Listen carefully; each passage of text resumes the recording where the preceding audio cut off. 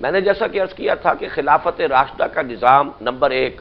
صدارتی سے قریب تر یا صدارتی اس کے قریب تر ہے، نمبر دو وہ وحدانی تھا لیکن وہ ہمارے لیے بائنڈنگ نہیں،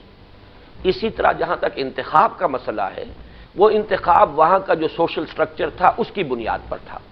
اور نمبر دو اس بنیاد پر تھا کہ حضور صلی اللہ علیہ وسلم کے ساتھ جو صحابہ رہے تھے ان میں گریڈیشن ہو گئی تھی،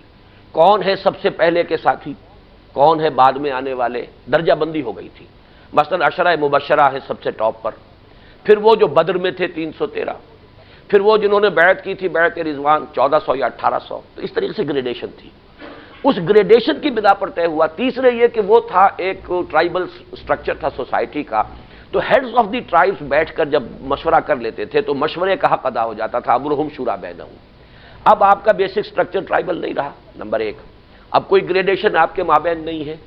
ہم سب مسلمان ہونے کے ناطے برابر ہیں۔ اس اعتبار سے ان چیزوں میں ہمیں حالات کی تبدیلی کے تحت اجتہاد کرنا ہوگا۔ خلافت راشدہ میں تو ویسے بھی خلیفہ یعنی پوری زندگی کے لیے ہوتا تھا، موت ہی ختم کرتی تھی، یا شہید کر دیا گیا یا انتقال ہو گیا، لیکن یہ ہے کہ اب یہ بھی ضروری نہیں ہے۔ تو ان چیزوں میں اصول میں نے عرض کیا تھا صرف تین ہیں، حاکمیت اللہ کی، خلافت انسانوں کی یا مسلمانوں کی، اور جہاں پر اللہ اور اس کے رسول کا حکم نہیں ہے وہاں آپ کا امرہم شورا بینہم، آپس میں مشورہ کریں۔ مشورے کا حق وہاں ادا کیا گیا، حضور کسی کو نامینیٹ کر کے نہیں گئے، اگرچہ ایک مکتبہ فکر کا خیال ہے کہ حضرت علی کو نامینیٹ کیا تھا، لیکن یہ کہ بہرحال یہ ایگریڈ نہیں ہے۔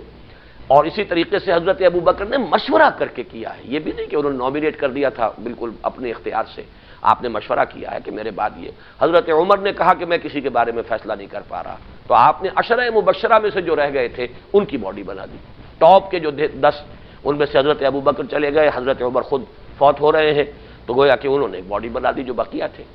اس طریقے سے ہوا ہے میوچول کنسلٹیشن سے۔ تو اصول صرف یہ ہے کہ خلافت کا معاملہ جو ہے وہ نامینیشن سے نہیں بلکہ مسلمانوں کی رائے اور مشورے سے۔